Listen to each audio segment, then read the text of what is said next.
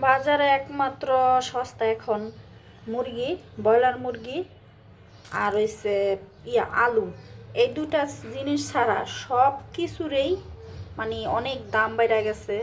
তো এই তো, আসসালামু আলাইকুম, আশা করি সবাই ভালো আছেন, সুস্থ আছেন। আজকে কিছু মাছ মাংস কেনা হয়েছে, অনেক দিন ধরে বাজার করা হয় না, মানে আমার ফ্রিজ পুরা খালি, সময় পাই না যে একটু বাজার করব। তো আজকে চলে গেলাম বাজারে। তো মেয়ের জন্য মুরগি নিয়ে আসলাম। আর মেয়ে মুরগি মানে এই ব্রয়লার মুরগি খাইতে পছন্দ করে, আর আমি ব্রয়লার মুরগি খাই না, মানে আমার পছন্দ না, আমি কখনোই খাই না। তো এই জন্য আমার জন্য মাছ নিয়ে আসছি, মেয়ের জন্য আর কি মুরগি।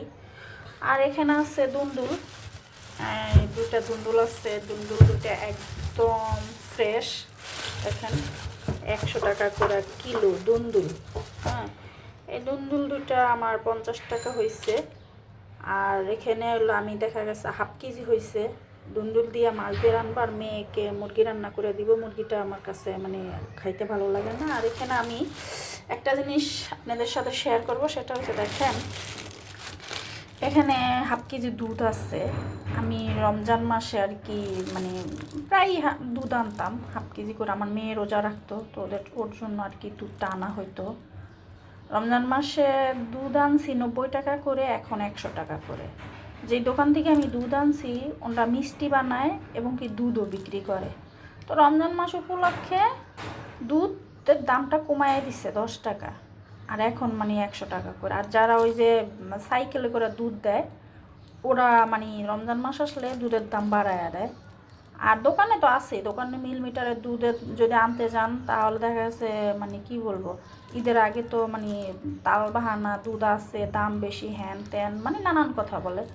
তো একটা জিনিস আমি ভাবলাম যে ওরা হিন্দু হইলো, আমরা যে মুসলমান বা আমরা রোজা রাখি বা ইবাদত করি, এই জিনিসটা ওরা কতটা মানে ফিল করে, যে কারণে ওরা আমাদের জন্য 10 টাকা কমায় দিছে দুধে, ঠিক আছে।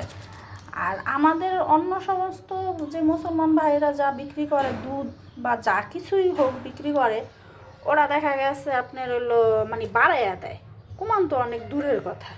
তো কিছু কিছু সময় আছে কি, হিন্দুদের কাছ থেকে অনেক কিছু শেখার আছে আমাদের, কারণ ওদেরও অনেক সময় ওরাও অনেক ভালো ভালো কাজ করে, যেটা আমাদের মানে আমাদের শেখা উচিত।